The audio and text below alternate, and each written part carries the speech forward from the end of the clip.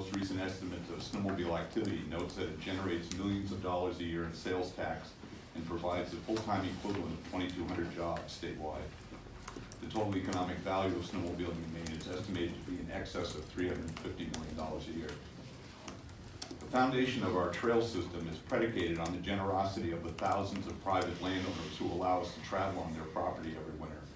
95% of our trail system is on private land.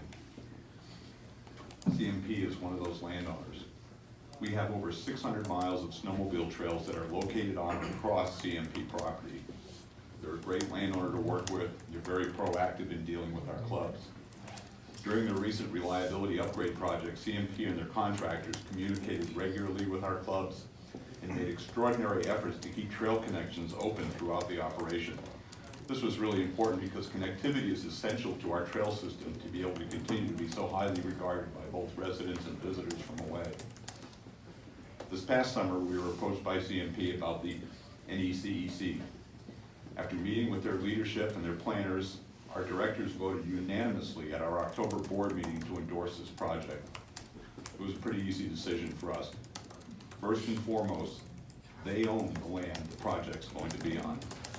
We've also been assured that the new miles of corridor that are being constructed to the Canadian border will be open to snowmobiling. That doesn't necessarily mean that we'll be maintaining trails on that corridor, but it does represent new opportunities for riders, which is something that's always helpful. This past winter, the Land for Maine Future Board approved funding for the acquisition of the former Pan Am rail bed, which runs 32 miles from Fairfield to Emden and includes 2 significant bridges across the Kennebec River. When this purchase is complete and the planned trail enhancements are finished, it has the potential to considerably increase motorized recreation tourism in all of Somerset County. The existing and future CMP corridors will also play an important role in adding to the recreational opportunities in the county. These new opportunities play a big role in attracting visitors to our snowmobile trail system. While several other New England states have seen large declines in their snowmobile registration numbers over the past 10 years, Maine registrations have at the very least held steady and have actually increased several years to our current average of about 82,000. 18,000 of those people are non-residents. Visitors love snowmobiling in Maine, and Somerset County is a major destination. The reason is simple. They have reliable snow, excellent trails, and excellent services.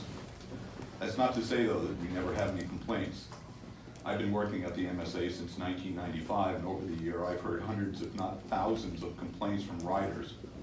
It never ceases to amaze me what trivial things some of these complaints are about. But I can tell you, in the 23 years, I have yet to have someone tell me that their trip was spoiled by the sight of a transmission line or a wind tower or any other kind of structure.